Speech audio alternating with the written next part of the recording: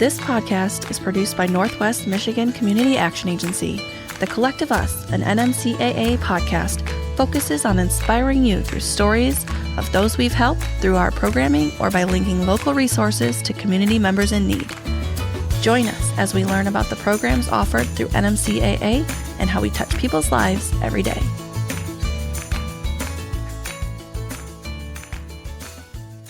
Welcome back to The Collective Us, an NMCAA podcast. I'm your host, Erica Austin, and I'm here with my wonderful co-host, Ryan Buck. How are you today, Ryan? I feel like I want to say wonderful. Thank you for the nomination there. We are happy to be with some wonderful guests on a beautiful day. I know we don't have a time and place for these, but it is a beautiful day. Can we say that? Yes, absolutely. Nice. As always, we have a great episode lined up for you today. We're talking about books. Yes, and Ryan, I have a question for you. Could you tell me, what is your favorite Dr. Seuss book? Ooh, I'm a Horton fan. Oh, Horton Hears Who. That's a great one. Yeah, if I have to say one, I love the character. I love that story. Yeah, that is a great one. There's a lot of really great ones. I have to tell you, it's maybe a lesser known Dr. Seuss book. Oh, good. Mine is the Happy Birthday to You book. Are you familiar? No. It's wonderful. If you haven't got it, it's a great one to read. I just read it to my son for his 5th birthday, and he was just enthralled. That's incredible. Yes. Well, let's get into today's topic, National Reading Month, or March into Literacy Month. But maybe most fun is Dr. Seuss's birthday month, hence the favorite books. So to honor Dr. Seuss, throughout this episode, I'd like to give a couple of shout outs to some lesser known facts about Dr. Seuss, if that's all right with you. I cannot wait, actually, because I didn't know about Happy Birthday to You, the book. Yes, you need to see it. It's great. Beautiful. I could probably, back in the day, give you the first couple lines, but I'm not going to. That's amazing. When did you start writing? I think it was early. I think it was early. Yeah, I'm sure. 40s-ish, maybe? Yeah. That's amazing. So our first fun fact about Dr. Seuss is he wrote and illustrated 47 children's book in his time. Okay. 47, not only wrote, but also illustrated. Isn't that incredible? That's more than I thought. Yeah, it's a lot. I didn't know as much about Dr. Seuss. And that's fine. I'm open to that. We're human. Yeah. Let's do it. First, we have to introduce our guests. I think this is our longest intro with keeping the guests a secret. Yes. I mean, they could read the introduction in the paragraph online. But we have in studio with us today, Cara Gregory, founder of Power Book Bags. Welcome to the show. Thank you. It's an honor to be here. We're happy to have you. Yes. Also give a big warm welcome to Cyndi Lockey, NMCAA's Child and Family Specialist with our Early Head Start program. Thanks for being here. Thank you for having me. I am so excited to learn about this partnership and these programs. Cara, your organization, Power Book Bags, started in 2016. Can you tell us a little bit about the mission right off? What is the mission? Sure. So yes, we started, actually, this is our birthday month too. Oh, yay! We turned 8 on March 4th, and we joked because we have 2 birthdays, March 4th and May 4th, because May 4th is when we became real with the government and got our 501c3. That's great. It is. So Power Book Bags, Power is an acronym. We love That works acronyms out on well. this show. A lot of things aligning today. You would like that, but Yes. so we're about playing, writing, and reading, but we didn't want to be purr because people might think we were about cats. A little insight into naming your initiative. Exactly. So we added those vowels and became Power Book Bags. Our mission is to increase children's experiences with language, literacy, and human interactions so that they better understand themselves, can communicate with others, and can connect with the world. That's so great. Okay, that's succinct. Yeah, I love everything about that. So I'm going to shout out just another quick fun fact. I'm going to keep doing this through that whole episode. So thank please you. Get ready. Quick fun fact. Dr. Seuss is actually pronounced Dr. Seuss. So Is that for real? yeah, That makes sense to me. maybe my online source is wrong, And but Theodor Geisel, I think is his real name. Theodor Seuss Geisel now? Yeah. Oh boy. Yeah. That ruined my childhood. I'm so Can we sorry. stay with Dr. Seuss? Yes, absolutely. Cool. Absolutely. So let's jump into the partnership with Power Book Bags and NMCAA. Either of you can jump in and kind of talk about how the partnership works and what you do. So as a home visitor, I go into each of our family's homes once a week for about an hour and a half. And our first meeting, we are allowed to give them a Power Book bag, which by the generosity of Power Books. It's a little, material bag, very fun designs on it for the kids to look at and can carry their little toys in. Inside is some information about Power Bags in the Power Books. And There's a little ball, different textures. Maybe it might have a sound in it, depending which one you get. A little puppet that they can use on their hands. And then we were allowed to give them a book. And so a lot of these books, since we're dealing with early childhood, are thick board books. So they can manipulate them, they can look at them, and you don't have as much of a fear as them tearing them apart. And so it's very tangible. Well, and that's what's interesting because, Cara, you talked about the mission. That was very succinct and it was very simple. But there's challenges, right? So you're addressing some challenges. There's individuals and families in the community with physical needs, right? So that ties into what you're seeing in these home visits? Yeah, because the board books are, not something that everyone can afford all the time because they're kind of expensive. Right. But they're great for the youngest readers because they can mouth them, they can touch them, they can drop them. And that's all about learning about the property of the book and how books work. Right. One of the biggest things about literacy for children when they get to school is you really want them to understand the concepts of print, that books go from front to back.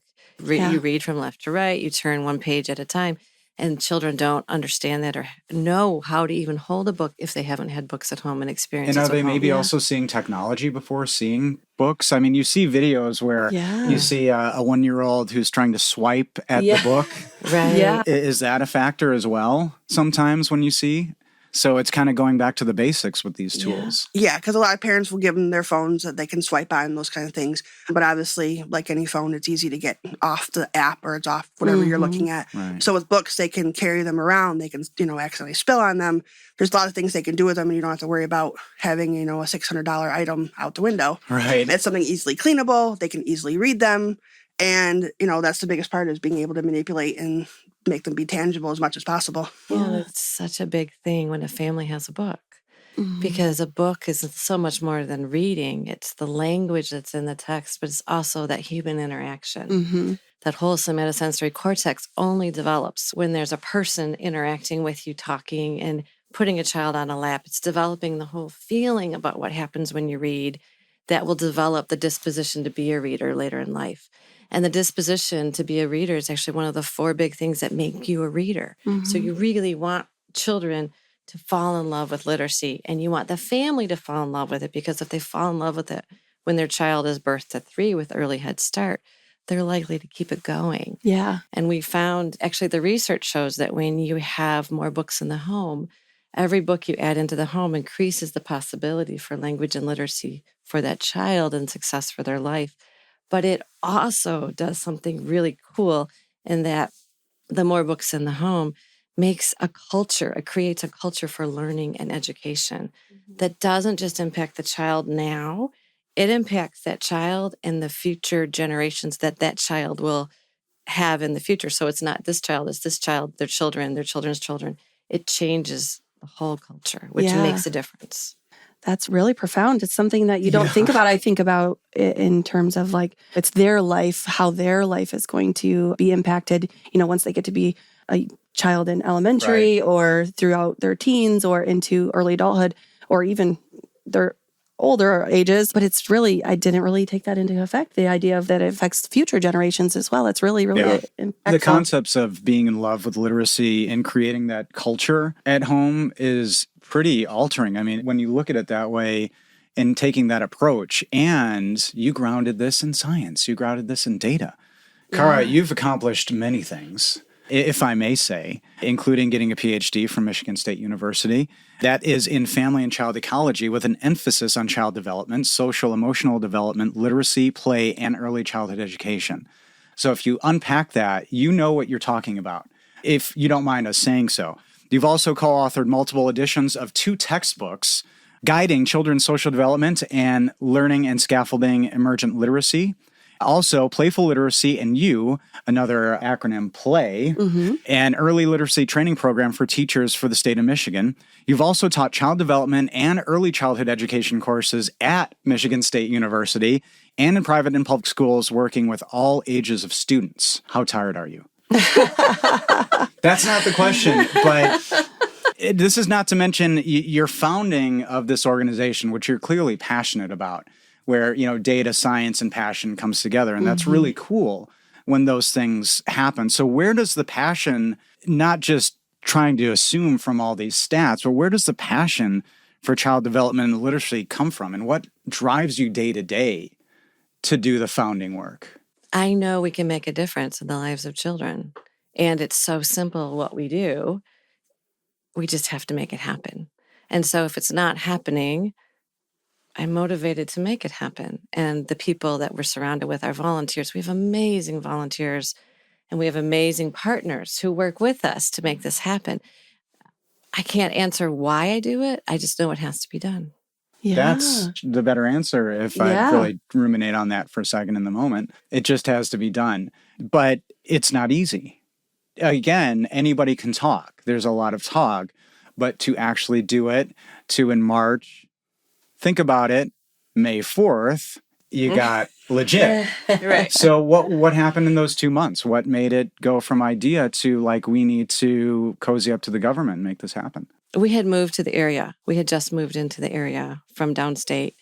And I knew about urban poverty, but rural poverty hit me like a ton of bricks when we got here. I saw what children didn't have. And for the first time in my entire professional career, I was taking time off because I had just had my 6th child. So I was not writing anymore. I wasn't teaching because we had just moved here. I was home doing valuable things at home with my family. But I saw what wasn't yet happening and now is by lots of organizations. So we're not the only one. There's so many good people out there doing so many good things. But it was a moment when kind of everything that I had ever done in my past kind of hit me of we could make this happen. This wouldn't be so hard. So I just went around talking to people. We had just moved to town. We'd been here a little while, but I wanted my children to learn how to give back. So we went to Salvation Army and it was their holiday meal. So it was their meal at Christmas time. And what do you do with a lady who walks in with 6 kids? Yeah, you're not coming in the kitchen. You can set the table. You know, I mean, they didn't know me from Adam. I was walking in with all my kids, all these different ages. So they let us set the table. And we set the table and kind of looked around and went, this is it? Like, can we decorate? And they looked at me like I was from Mars. And they said, we don't decorate. And I said, well, could we try? What could we do? And they said, yeah, we don't have anything. And I said, well, you know, I was a kindergarten teacher. I know how to make something out of nothing. Can we have some paper and some scissors? And you could just read their faces like, oh my gosh, this lady. How do we get rid of her? So they marched me down the hallway, showed me their supply closet. And there was this tiny little bin that said scrap paper for kids while they're waiting. My dissertation. That was the marking on the outside of the box? Yeah, that's what it said. That is the most specific organization possible. They're really organized. Yeah. So it literally said scrap paper for kids while they're waiting. And my dissertation was on how children learn how to read by writing. That's what some of my research has been. So I thought, oh, that's cool. They've got the kids writing. And I walked away. We cut, paper chains and snowflakes, decorated the room, and that was it. So then we went on, and I woke up in the middle of the night with this epiphany. That's great that they've got things for children to write while they're waiting, but are they giving away books? And are they, these are children who move from place to place. They don't always know when they're moving. Do they have something to keep their things in? Do they have, they need to feel special? Like all the research I had ever done just came pouring into my head in the middle of the night. So 2 days later, I called Ruth and said, so hey, Ruth, Salvation Army Ruth, do you give books away? And she said, well, yeah, if someone donates them, families can take them. And I said, but no, on a consistent basis, because we know that you don't ever make a change in anyone's life one time. One-shot deals are nice, but they don't work to sustain something. They gave them away sometimes. And I said, okay, so, but on a regular basis. And she said, no, not really. And I said, well, I have this idea. Do you give writing away? And she said, well, we give them scrap paper. And I said, yeah, but do they have things to take home? And she just kind of laughed at me. And now she's a really good friend of mine. Mm-hmm. So now she'll admit that she thought I was probably going to be a one-shot deal myself. And I said, well, what if we brought you books and I brought you some bags with some things inside of them that kids could take? And she was like, yeah, I guess, Yeah. I tended to Was there something like this at all from that middle of the night? And is that normally how your ideas come in a download at 2 a.m.? And then was there something else like this that you could benchmark, or did you just kind of freestyle it? I guess I freestyled it. That's awesome. It was just kind of out of my head. And you felt that you could do that because the community you were in, a small town? I mean, could you do this in a Detroit, or did you feel supported by the community around you? Oh, it's such a sweet community. So, I mean, anyone I talked to was just like, sure, we can try it. And someone said to me, if you ever want to get anything done, you need to talk to Cyndi Lindley. So Cyndi was the lady in Suttons Bay that I was told I should talk to. So I met her for coffee. And I just said, okay, so Cyndi, this is my idea. What do you think? And she said, okay, let's give it a shot. So we started actually Salvation Army, Leland Christian Neighbors, and Immaculate Conception Food Pantry. And our first day that we ever gave things away was March 4th. And the first set of things we did was my pathetic sewing. Sewing bags. I sewed the most pathetic but you're saying bags. Handmade custom items, you mean?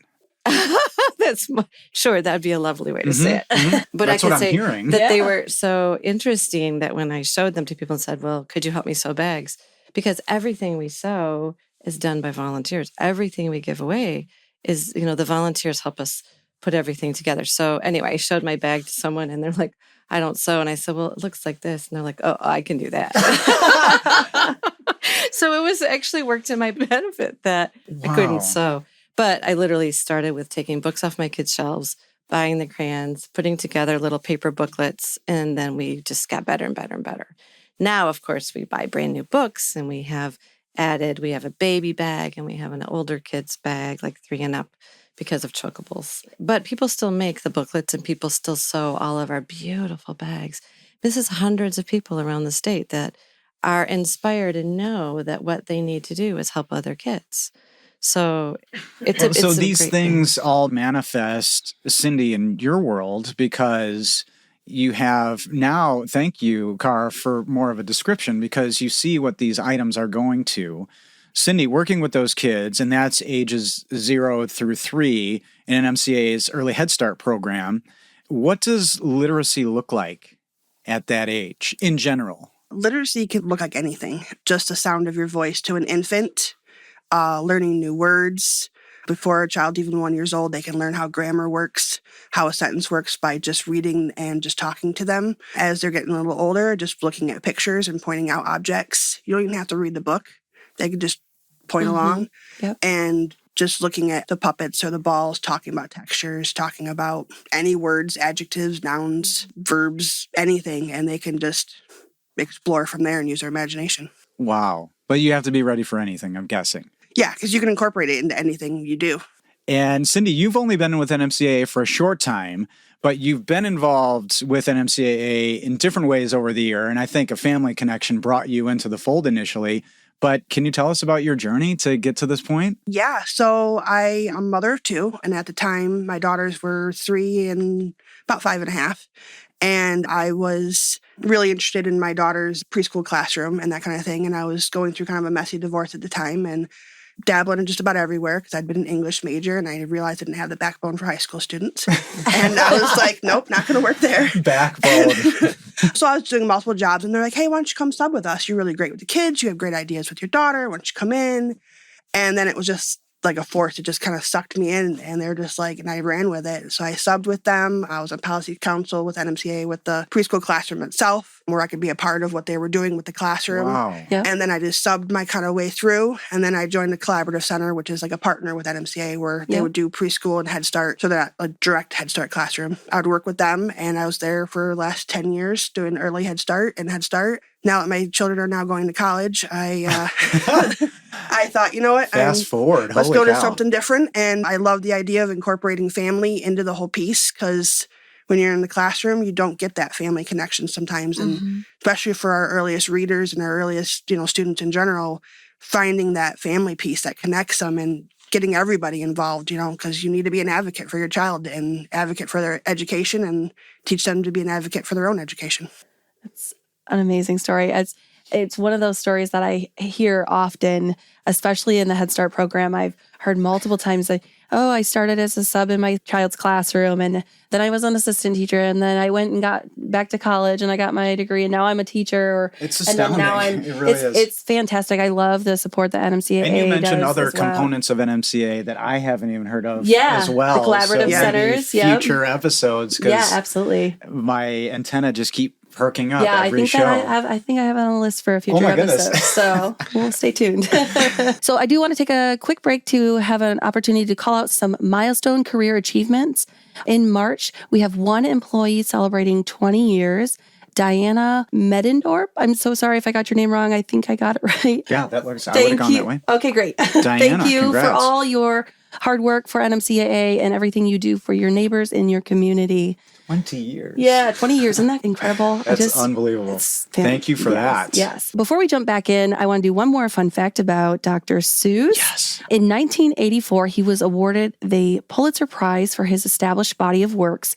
He officially won the award for his special contribution over nearly half a century to the education and enjoyment of America's children and their parents, per the Pulitzer website.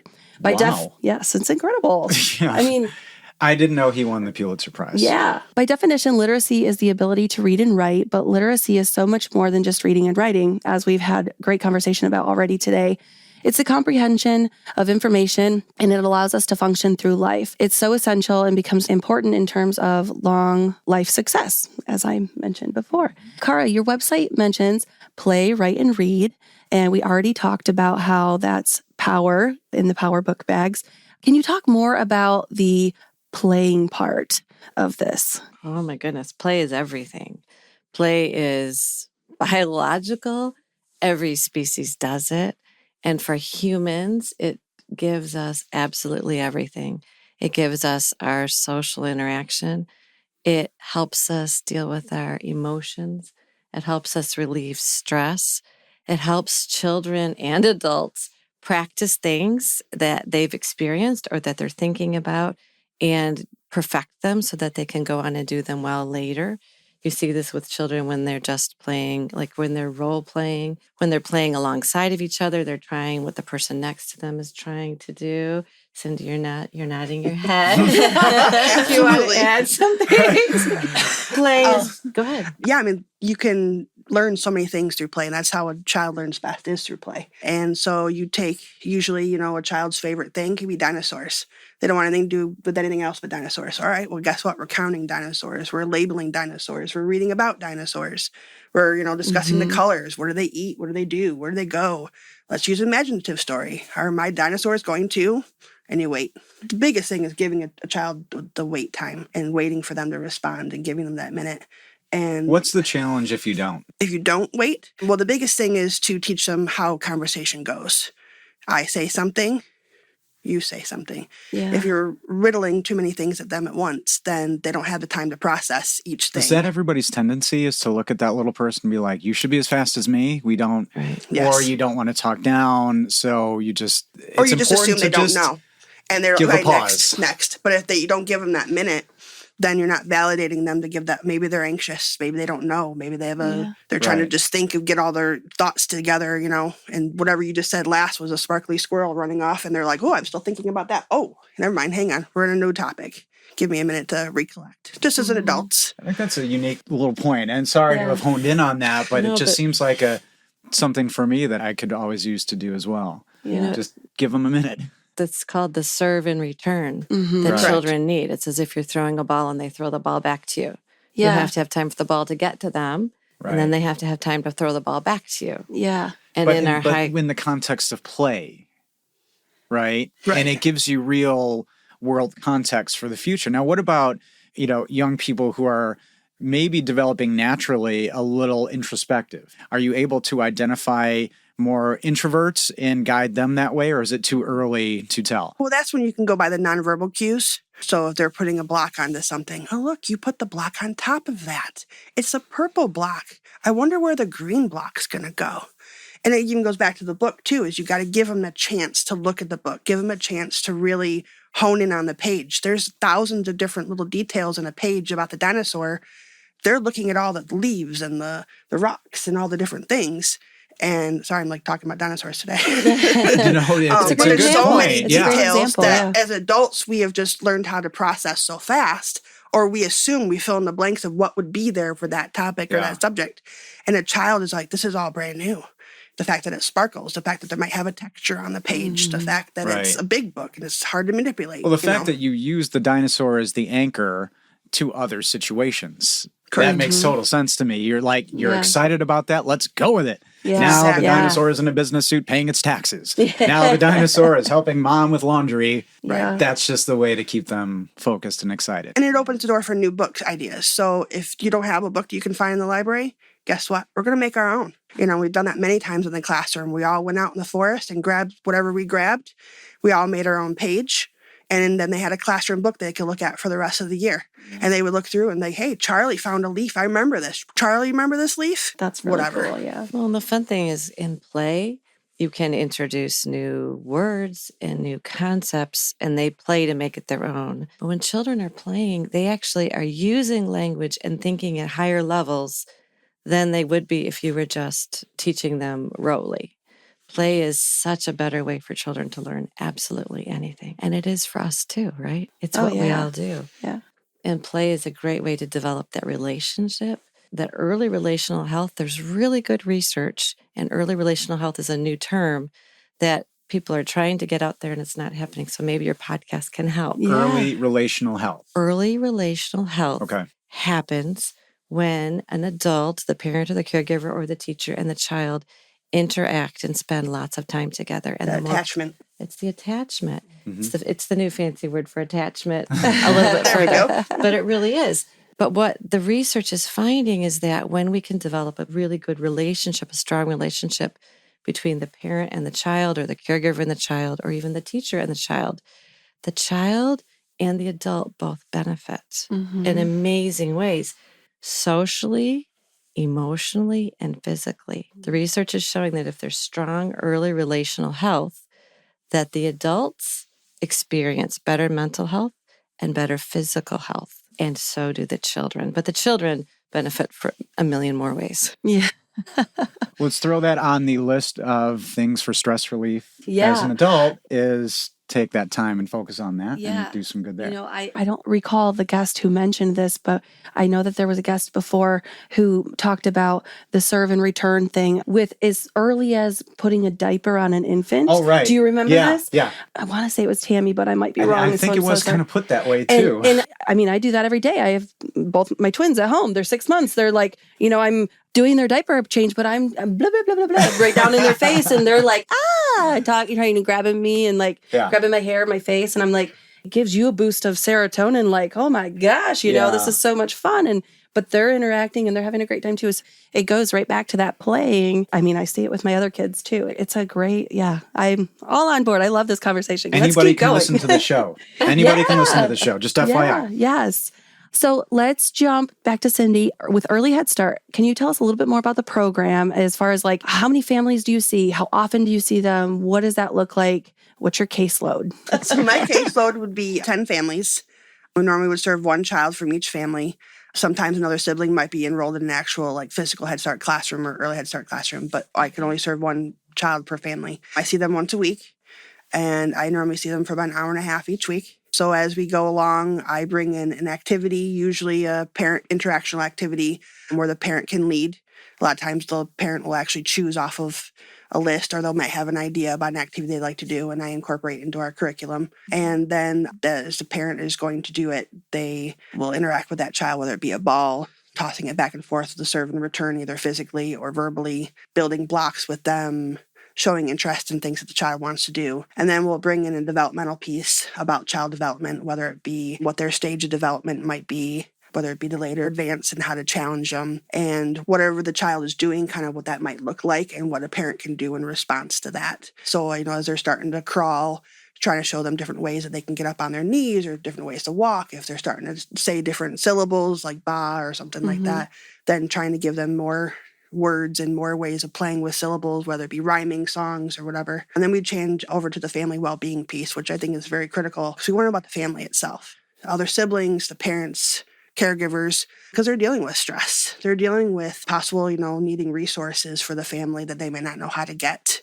But it's also about empowering the family to be able to get it for themselves. So it's showing them kind of like the map, going, here it is, I'm your cheerleader, and I'm going to walk along with you. I might have a few ideas, I might have a few numbers of people you can call, but I am here as your cheerleader and your advocate to teach you how to do this for yourself. So when a child goes to the preschool room and or goes to a kindergarten, it's kind of scary because you almost feel like you're by yourself. But you've been instilling all these skills for so long that now you're like, you walk in, hey, I'm going to introduce my teacher. I'm going to get the email. I'm going to be talking to him. Hey, PTO doesn't sound so bad. I'm going to go and I'm going to be an advocate because I know what my child wants and needs because I, as their parent, know best. And that's what we really That's incorporate and empower is a parent knows best about their child. And it's just my guiding way of saying, okay, what do you want for your child? And let me show you different avenues of how you can get there. This is why we love being your partner. Because you're teaching the whole family. Yes. And not just you're focusing on everyone, and that makes the difference for a lifetime. That's so cool. And children can feel it. When your parents are really stressed out and they don't know what to do, or they're facing fears of joblessness or not being enough food, the child feels it, and it might be where the child stays in the room all day and is not really talked to because they don't know what to do, or they don't share their emotions because they're afraid of crying in front of a child or being angry in front of a child. But those are all the things that a child needs to see and hear. Just learn how to do it the correct way. Again, it's another consistency that NMCAA customized, takes care of everybody, looks and sees everything and tries to find solutions for that and finds great partners, and vice versa, Cara, with you. You talked about your origin, and partnership seems very critical for you in getting this off the ground, or at least getting it to a scale, that is meaningful, which is really exciting.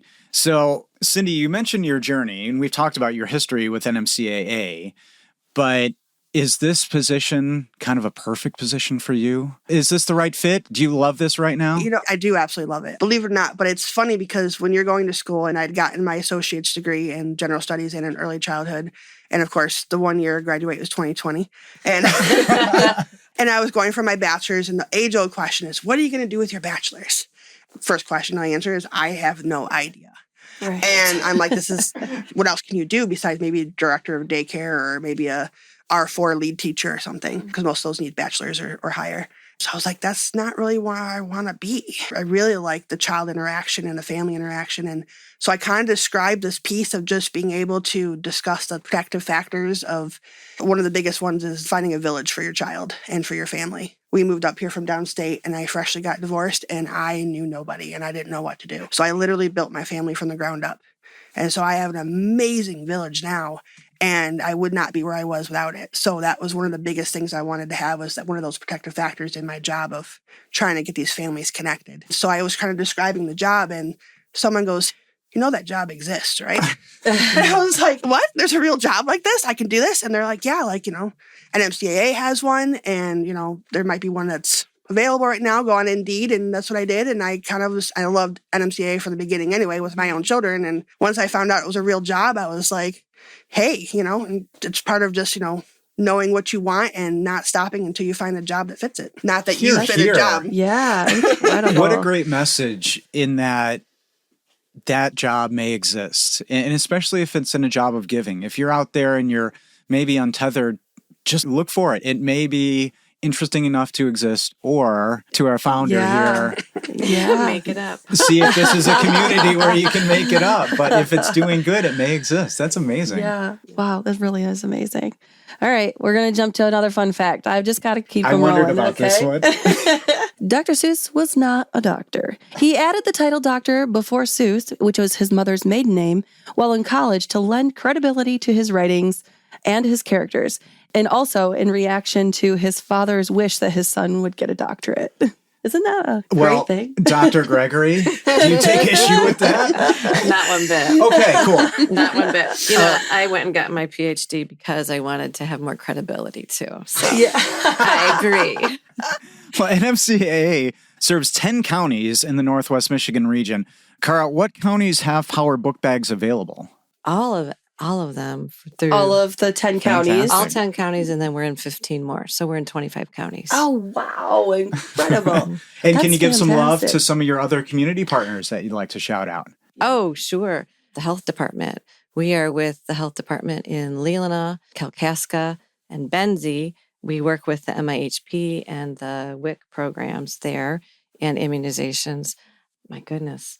Libraries, local libraries. We have this wonderful group in Leelanau that call themselves the Leelanau Sewers.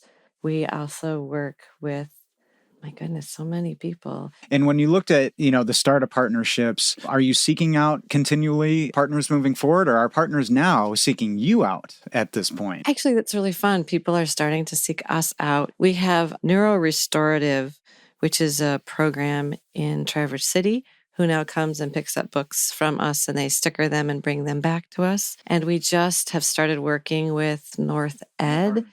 We have a new partnership with them where one of their programs is coming. They work with children with special needs who are learning life skills. So now those students are coming and getting some of our materials and working with us to fill some of our bags. I actually don't have this question written, but I'm curious. Your book bags, what age range do you typically cover as far as do you have books for teenagers or is it only through age 5? A really good question. It brings up more partners. Every single place we work is a partner. So the pantries that we're at, because we're at the pantries, we have bags and the bags don't have a book in them. The books are on bookshelves or nearby because the research says when children and families choose their books, they're more likely to read them. Gotcha. And so there are no bags that we give out. Right. The only book we give out in a bag goes to MIHP. It's a gift book. Read to Your Bunny. Do you know the book? I don't know that Everyone one. should have this book. You know it. Read to Your Bunny often. Read to Your Bunny? Read to Your Bunny. Bunny, okay. Read to Your Bunny often. It's 20 minutes of fun. It's 20 minutes of moonlight, 20 minutes of sun, 20 old favorite minutes, 20 minutes brand new. Read to Your Bunny often, and your bunny will read to you. So that's the gift that we give to our MIHP children.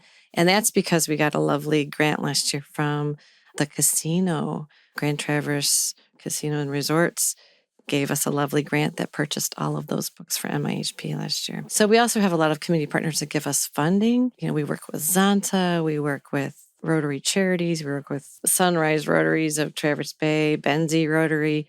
We have so many partners. It's listed on our website. Yeah. Yes, please. Yeah, If you didn't get shouted please out. plug that. Well, it's important because I don't want to leave anyone out. Yeah, absolutely. And your website again was? Or www.powerbookbags.org. Perfect. Great. So Cyndi, if someone were interested in learning more about our Early Head Start program, where could they learn more? If they went to www.nmcaa.net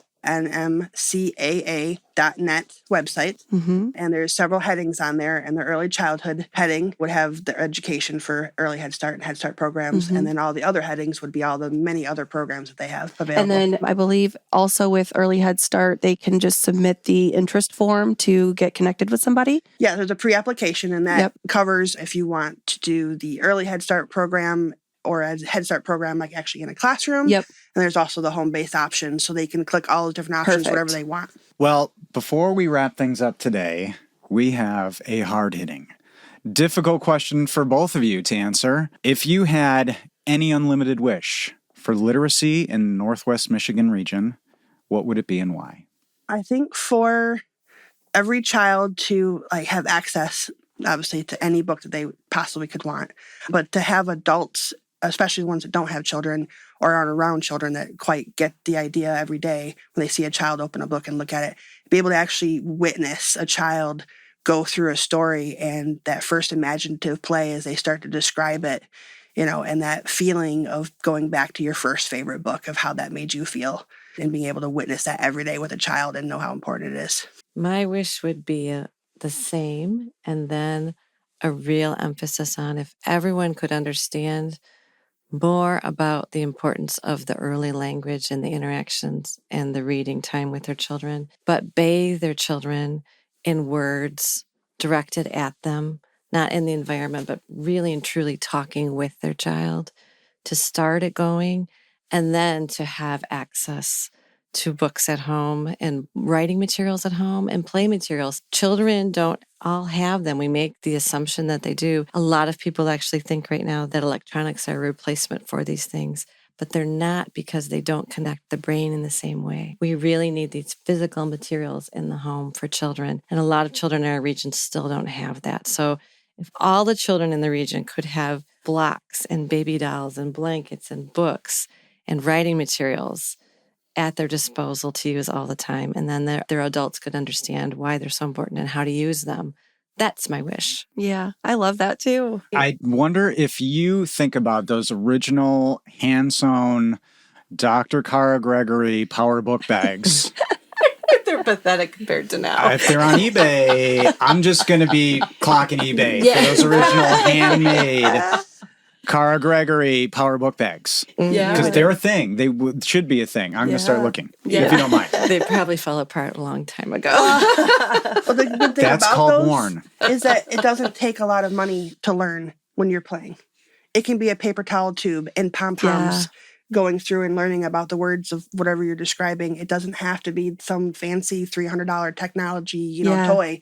It can be just simple things you find around the house. Yeah, as she was talking, that's what I was thinking about too. I'm like, paper towel tube is a great example, or just simple things like paper and markers or crayons. Cardboard box. Oh my gosh, my kids love cardboard boxes. That could be a whole other podcast. Yeah. A whole other podcast. Okay, so today, before we end the episode, I just wanted to make sure our listeners don't forget that we have a free tax preparation program, and it's going on now in locations near you. You can go to nmcaa.net to find out more or schedule an appointment. One last fun fact about Dr. Seuss before we end the episode is in 1960, Green Eggs and Ham was reportedly published after Dr. Seuss's publisher bet him that he couldn't write a book with 50 or fewer words. The result is his best-selling creation that involves some interesting breakfast choices. Thank you for this. Yes, you're so welcome. You didn't know so much about Dr. Seuss. No, I didn't. And I'm fine showing my ignorance to everybody, but I am very invigorated by his wonderful career. And Cara and Cyndi, thank you for joining us today. We appreciate you taking time to be here, and the passion and the caring that you have and what you do is palpable. I personally am just lucky to be sitting here and talking with you. So thank you for being here and for what you do. Yes, thank you so much. We really appreciate you. Don't forget, we'd like to share your community stories regarding NMCAA.